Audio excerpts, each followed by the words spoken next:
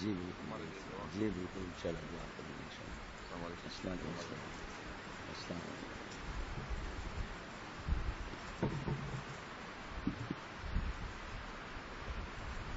بسم اللہ الرحمن الرحیم، نحمدہ و نصلی علی رسولہ الکریم۔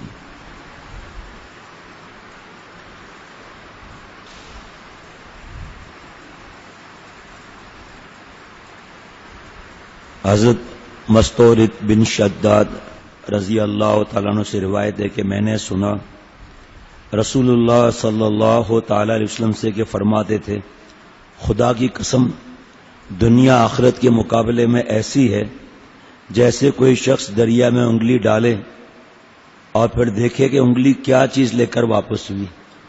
قسم کھا رہے ہیں اللہ کے لاڈلے نبی صلی اللہ تعالی علیہ وسلم، یعنی پانی کا کتنا حصہ انگلی میں لگا۔ حضرت مستورد بن شداد رضی اللہ تعالی عنہ سے روایت ہے کہ میں نے سنا رسول اللہ صلی اللہ تعالی علیہ وسلم سے کہ فرماتے تھے، خدا کی قسم دنیا آخرت کے مقابلے میں ایسی ہے جیسے کہ کوئی شخص دریا میں انگلی ڈالے اور پھر دیکھے کہ انگلی کیا چیز لے کر واپس ہوئی، یعنی پانی کا کتنا حصہ انگلی میں لگا۔ تشریح میں شیخ العرب والعجم عارف باللہ حضرت مولانا شاکی محمد اختر صاحب رحمۃ اللہ علیہ فرماتے ہیں، یہ مثال محض سمجھانے کے لیے ہے کہ دنیا آخرت کے مقابلے میں کس قدر بے وقت ہے، ورنہ حقیقت کے اعتبار سے دنیا کی اتنی بھی وقت اور قیمت اور نسبت آخرت کے مقابلے میں نہیں ہے، اتنی بھی نہیں ہے۔ بہت سے لوگ ڈرتے ہیں کہ دنیا چھوڑنی پڑے گی، دین میں کیسے آئیں؟ آپ بتاؤ، کوئی محنت سے گھر بنائے، کوئی محنت سے ڈگری حاصل کرے، کوئی محنت سے ڈاکٹر یا کوئی بڑا افسر بن جائے تو اللہ اس کو کہیں گے کہ سب چیزیں جمع کراؤ؟ کمیونزم تھوڑی ہے کہ سب چیزیں جمع کراؤ۔ یہاں تک کہ حضرت والا فرماتے تھے کہ اللہ کرے یہ بات دل میں اتر جائے۔ بڑی آسان مثال دیتا ہوں آپ کو انشاءاللہ تعالی۔ ہم جاتے ہیں میرپور خاص بیان کے لیے، دائیں بائیں باغات ہیں، آم کے زیادہ باغات ہیں، دوسرے بھی باغات ہیں، اور اچھے خاصے باغات ہندوؤں کی بھی ہیں، ٹھیک ہے۔ اب مسلمان جو ہے وہ نہ بیج بوتا ہے، کچھ بھی نہیں، نہ ہل چلاتا ہے، نہ زمین کو نرم کرتا ہے، تاش کھیل رہا ہے اور گڑبڑیں کر رہا ہے، جو بھی گڑبڑ ہیں، یا مچھلی کا شکار کر رہا ہے رات دن، ایک مثال بتا رہا ہوں۔ اور ہندو محنت کر رہا ہے، رات دن لگا ہوا ہے، بارش بھی آ رہی ہے تو ہندو خیال رکھ رہا ہے، تو کیا جو مسلمان ہے جس نے بیج تک نہیں بویا تو اس کا فصل آ جائے گا اور ہندوؤں کی فصل کو اللہ تباہ کر دیں گے؟ بس ایسے سمجھ لیں کہ دنیا کی کیا ویلیو ہے۔ یہاں تک کہ حضور صلی اللہ تعالی وسلم فرماتے ہیں، جس کا مفہوم ہے کہ اللہ تعالیٰ کو اگر ہمارے ایمان کا خوف نہ ہوتا تو اللہ تعالیٰ کافروں کی چھتوں کو چاندی کی بنا دیتے ہیں۔ اللہ کے نبی صلی اللہ علیہ وسلم نے کیا پسند کیا؟ ہاں، کہ بڑے بڑے سردار کہتے تھے کہ آپ لڑکیاں لے لیں، آپ ہم سے بادشاہت لے لیں، سلطنت لے لیں، ہم سب قبیلے جمع ہو کر اتنا آپ کو مال دیں گے کہ خواب و خیال میں بھی نہیں ہوگا، آپ اللہ کا نام نہ لیں، آپ کلمہ پیش نہ کریں۔ جواب کیا آتا ہے کہ اگر میرے ایک ہاتھ میں چاند اور دوسرے ہاتھ میں سورج رکھ لیا جائے، سارے دنیا کی نعمتیں رکھ دی جائیں، لیکن میں کلمے کی تعلیم کو نہیں چھوڑوں گا۔ حضرت والا فرماتے ہیں کہ حضور صلی اللہ علیہ وسلم کیا پسند فرمایا؟ وہی امت پسند کر لیں، جو آپ کی پسند وہ ہماری پسند، جہاں دل تجھے چھوڑا جدھر وہ ہیں ادھر ہم بھی۔ بس جہاں دنیا کی کوئی بات آئی ہم گھبرا جاتے ہیں کہ دنیا گئی۔ آپ بتاؤ اللہ پسند کریں گے کہ صحابہ رضوان اللہ علیہ مجمعین خدا نہ خواستہ دوسروں سے مانگیں؟ بس یہ سمجھنے کی بات ہے، دنیا نام ہے اللہ کو ناراض کرنے کا۔ ایک آدمی 2000 گز کے بنگلے میں ہے اور فرض واجب سنت موقدہ کرتا ہے، اللہ کو ناراض نہیں کرتا، یہ اللہ والا ہے۔ ایک جھوپڑے میں قرآن پاک پڑھنا نہیں آتا، اکڑ ہے، نماز بھی نہیں پڑھتا، یہ دنیا دار ہے۔ اب اس سے زیادہ کیا سمجھایا جائے؟ یہ دنیا دار ہے جس کا جی کیا لگے گا کسی کاروبار میں، جی کیا لگے گا کسی کاروبار میں جب دل پھنس گیا ہو زلف یار میں، جب دل پھنس گیا ہو زلف یار میں۔ کتنے کارخانے تباہ ہو گئے۔ ایک بہت بڑی کمپنی میں، یہ تو مجمع کم ہے فجر میں، لیکن آج جمعرات ہے اور میں اگر اعلان کروں اس کمپنی کو تو بچہ بچہ جانے گا، لیکن یہ لوگوں کو نہیں معلوم کہ یہ کمپنی مالکان کے پاس نہیں ہے، یہ نہیں معلوم. بہت مالدار، یہ میں آپ کو بتا رہا ہوں 70s کی بات بتا رہا ہوں. اب 70s کا کروڑ پتی کیا ہوگا آپ سمجھ لیں آپ. لیکن ایک ہی بیٹا، میں کمپنی کا نام نہیں لوں گا، سب جانتے ہیں اس کو، کمپنی کا نام نہیں لوں گا. ایک ہی بیٹا، لڑکی اور شرباب، کباب، شراب، اس میں رات دن. میرے دوست ایک دوست جس پر یہ پیسے لٹاتا تھا بہت، وہ اس کا جب سمجھے کہ پارٹنر تھا شراب سپلائی کرنے میں اور جو خرافات. ایک دن یہ پروپرائٹر صاحب فیکٹری میں آئے تو چوکیداروں نے بیریل نہیں کھولا، ٹاں ٹاں ٹاں ہارن دے رہا ہے. وہ آیا کہا جی جناب فرمائیے، کہا بیریل کھولو. کہا کیوں صاحب؟ اب وہ فوش گالی جو بھی ہے، کہا میں مالک ہوں کمپنی کا. کہا آپ کیسے مالک ہیں؟ یہ دیکھیں آپ کے دستخط ہیں، آپ نے تو یہ کمپنی بیچ دی ہے. شراب کے نشے میں دستخط کرا لیے، دوست کو سمجھاتا جو، اور طارق روڈ پر جوتیاں رگڑا کر فاکس ویگن گاڑی میں گھومتا رہتا تھا. 70s میں سب چھن گیا. اللہ تعالیٰ نے جو منع کیا کسی وجہ سے منع کیا نا. ایک آدمی کو جو ہے وہ کسی نے کہا چلو زنا کرتے ہیں. کہا بھائی ہمارے ابا نے ہمیں نصیحت کی ہے، میں یہ کام نہیں کر سکتا. چلو جوا کھیلتے ہیں، چلو چرس پیتے ہیں. سب میں نہ کرتا گیا کہ چلو شراب پیتے ہیں. کہا یہ کیا گدھے کا پیشاب پی لیتے ہیں. شراب پیا، سارے گناہ کیے اور زنا بھی کیا اور قتل بھی کیا، پھانسی کے پھندے پر چڑھ گیا. کوئی تو وجہ ہے نا اللہ نے ان چیزوں کو منع کیا ہے. تو فرمایا کہ ورنہ حقیقت دنیا آخرت کے مقابلے میں، دیکھو آخرت کے مقابلے میں کس قدر بے وقت ہے. ورنہ حقیقت کے اعتبار سے تو دنیا کی اتنی بھی وقت اور قیمت اور نسبت آخرت کے مقابلے میں نہیں ہے، جتنا کہ انگلی کو دریا میں ڈال کر نکالنے کے بعد پانی کی تری کو دریا سے ہے. بس اس مثال کا مقصد تفہیم کو آسان کرنا ہے، ورنہ دنیا متناہی محدود کو آخرت غیر متناہی غیر محدود سے کیا نسبت. بس دنیا کی نعمت پر نہ مغرور ہو اور نہ یہاں کی تکلیف کا اللہ سے شکوہ کریں، اور کہے جیسا کہ فرمایا حضور صلی اللہ تعالی وسلم نے، اور کہے ہم کہیں جیسا کہ فرمایا حضور صلی اللہ تعالی علیہ وسلم نے کہ اللہم لا عیش الا عیش الآخرہ. یہ کلمہ آپ نے 2 مرتبہ فرمایا، ایک یوم الاحزاب میں اور دوسرا آخری خطبہ جو دیا، جس کا ترجمہ ہے کہ نہیں ہے کوئی عیش مگر آخرت کا عیش. یہ وہ واقعہ ہے غزوہ خندق میں جب حضور صلی اللہ تعالی وسلم کی خدمت اقدس میں صحابہ آئے اور عرض کیا کہ ہمارے پیٹ سے پتھر بندھے ہوئے، بھوک برداشت نہیں ہو رہی. حضور صلی اللہ علیہ وسلم نے اپنا شکم مبارک اٹھایا، 2 پتھر بندھے ہوئے تھے. صحابہ سمجھ گئے اب کیا بات کریں. کہ نبی صلی اللہ علیہ وسلم دعا دے دیجئے. اب آپ اور ہم تو قرآن پاک اور حدیث پاک پر ایمان لاتے ہیں، جو سادہ ہوگا وہ کہے گا کہ دعا یہ ہونی چاہیے کہ اے اللہ آپ نے حضرت موسیٰ علیہ السلام کی امت کے لیے آسمان سے من و سلوہ اتارا، میں تو آپ کا لاڈلا ہوں، آخری نبی ہوں، انبیاء علیہ السلام کا سردار ہوں، میرے صحابہ کے لیے آپ آسمان سے کوئی ڈش بھیج دیں. آپ بتاؤ بریانی آتی نہیں آتی؟ یہ دعا وہی ہے جو حضور صلی اللہ علیہ وسلم اس وقت پڑھی، اللہم لا عیش الا عیش الآخرہ.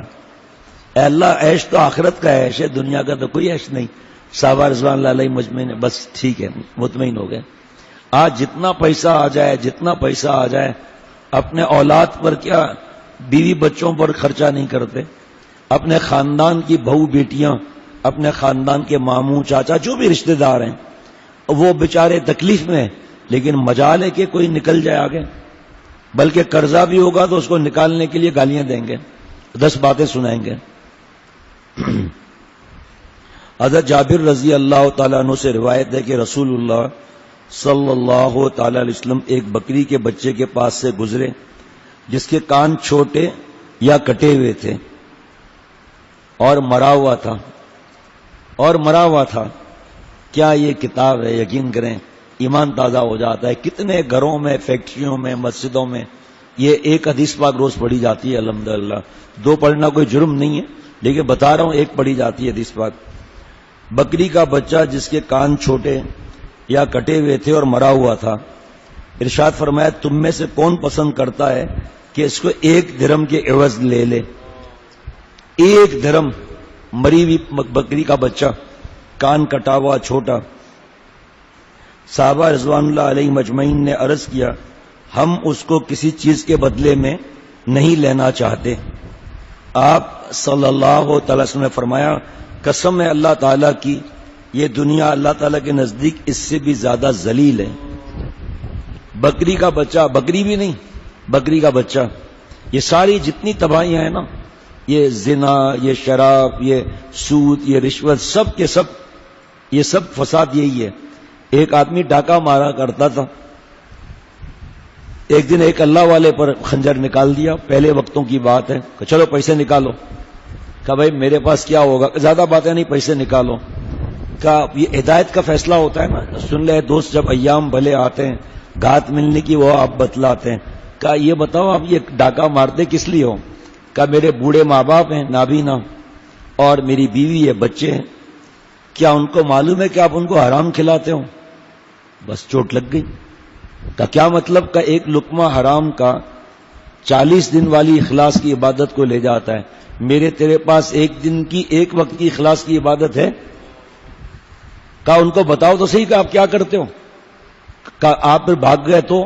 کہا کبھی اعتماد کرو، یہ میں دائرہ کھینچتا ہوں، مسلمان ہوں، اس دائرے سے نہیں نکلوں گا، جاؤ. بس ہدایت کا فیصلہ تھا. گئے، کھٹکا ہوا، بوڑھے بابا نے پوچھا کیا ہوا؟ کون؟ کہا آپ کا بیٹا. ارے بیٹا آج جلدی کیسے آ گئے؟ تو کہا ابا کام ختم ہو گیا. اتنے برسوں میں کبھی نہیں پوچھا. اس دن پوچھا کون سا کام ختم ہو گیا؟ کہ میں ڈاکے مارتا ہوں اور آپ لوگوں کو پیسے دیتا ہوں.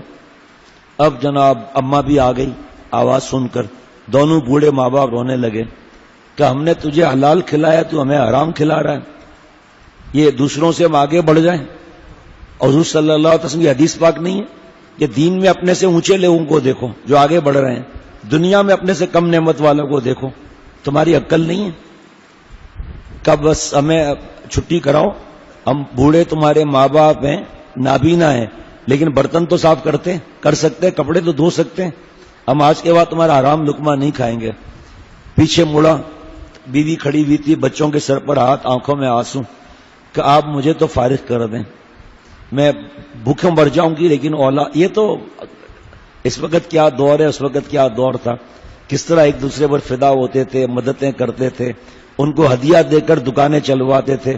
اگلے سال وہ خود زکوٰۃ دے رہا ہے. تو کہا کہ آپ مجھے ابھی فارغ کریں اور میں اپنے بچوں کے اور اپنے پیٹ میں حرام نہیں ڈالوں گی. کہا آپ کو کہیں جانے کی ضرورت نہیں ہے، آج کے بعد حرام نہیں کھاؤں گا. وہاں پہنچ گئے، اللہ والوں کے پیروں پر گر گئے. کہا بتاؤ کرنا کیا ہے؟ کرنا کیا ہے؟ سچی توبہ کرو، اللہ کو راضی کرو، تمہاری قسمت میں جو لکھا ہے اب تمہاری مرضی، حلال طریقے سے حاصل کرو یا حرام سے کرو. جو لکھا ہے اسے اوپر نیچے تو نہیں ہوگا.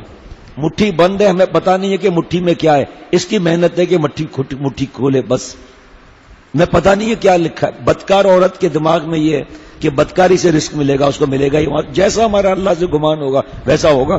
مجھے ایک دبئی میں تاجر ملے، ادھار ادھار ادھار ادھار، دماغ چٹنی بن جاتا ہے. کہ بھائی ہم تو کیش پہ بات کام کرتے ہیں. میں کہ دبئی میں کیش کہاں؟ میں اللہ سے کہتا ہوں کہ یا اللہ چٹنی روٹی چاہیے پر ادھار نہیں، نقد. کہ میں اللہ سے روز مانگتا ہوں صلاۃ الحاجات پڑھ کر، روز اللہ میرا کام بناتے ہیں. آج کل کرائسس آئے ہوئے گلف میں، حالت بہت خراب ہے، بہت حالات خراب ہیں. پاکستان والے تو پاکستان آ جائیں، انڈیا والے کہاں جائیں؟ انڈیا میں اتنی آسانیاں تھوڑی ہیں سب کے لیے، کوئی غلامان ہے مسلمانوں کے لیے. تو بہت حالات خراب ہیں. کرایہ، گھر کرایہ کا، ارباب کا کرایہ، دکان کا کرایہ، جناب یہ فیس یہ فیس یہ فیس یہ فیس، پتہ نہیں کیا. انکم ٹیکس نہیں ہے، کہتے ہیں انکم ٹیکس نہیں ہے، تو انکم ٹیکس کا باپ ہے. ذرا سی بات پر چالان، ذرا سی بات پر فائن، ذرا سی بات پر یہ کارڈ 200 درہم، یہ کارڈ 100 درہم. ٹھیک ہے، تو بہت حالات صحیح نہیں ہیں. ایک دوست کے بھی حالات ایسے ہی. تو بھائی میں تو سمجھ میں نہیں آتا کیا کروں. میں نے کہا دیکھ لیں تقویٰ پر لقوہ تو نہیں گرا ہوا. کہا بالکل ایک آرڈر بھی نہیں ہے. میں نے کہا ہمیں آرڈر سے واسطہ نہیں ہے، ہمیں اللہ کے جو حکم ہے وہ تقوی، اور اللہ نے تقوی پر جو انعامات فرمائے ہمارا اس پر ایمان ہے کہ اللہ رزق وہاں سے دیں گے تو گمان بھی نہیں ہوگا۔ 3-4 آرڈر مل چکے ہیں، اور کل مجھ سے بات کر رہا ہے کہ آج عید ہے، کل ناممکن آرڈر ملا، کل سپلائی ہوئی عید سے ایک دن پہلے، اور کل پیسے بھی مل گئے۔ کیا تقوی! بس اللہ تعالیٰ مجھے ہم سب کو عمل کرنے کی توفیق عطا فرمائے۔ آپ صلی اللہ تعالی وسلم نے فرمایا، قسم ہے اللہ تعالیٰ کی یہ دنیا اللہ تعالیٰ کے نزدیک اس سے بھی زیادہ ذلیل ہے جتنا کہ تمہاری نظر میں یہ بچہ بکری کا دلیل ہے۔ تشریح میں شیخ العرب والعجم عارف باللہ حضرت مولانا شاہ حکیم محمد اختر صاحب رحمۃ اللہ علیہ فرماتے ہیں، مقصود اس حدیث سے بے رغبت کرنا ہے دنیا سے اور راغب کرنا ہے آخرت کی طرف، کیونکہ دنیا کی محبت ہر گناہ کا سر ہے، اور ترک محبت دنیا اور ترک محبت دنیا کا ہر عبادت کا سر ہے۔ دنیا کا عاشق اگر دین، ذرا غور سنیے گا ذرا، دنیا کا عاشق اگر دین کے کام میں بھی مشغول ہوتا ہے تو اس کی غرض فاسد ہوتی ہے، اور دنیا سے بے رغبت اگر دنیا کے کام میں بھی لگتا ہے تو اس کی غرض آخرت ہوتی ہے۔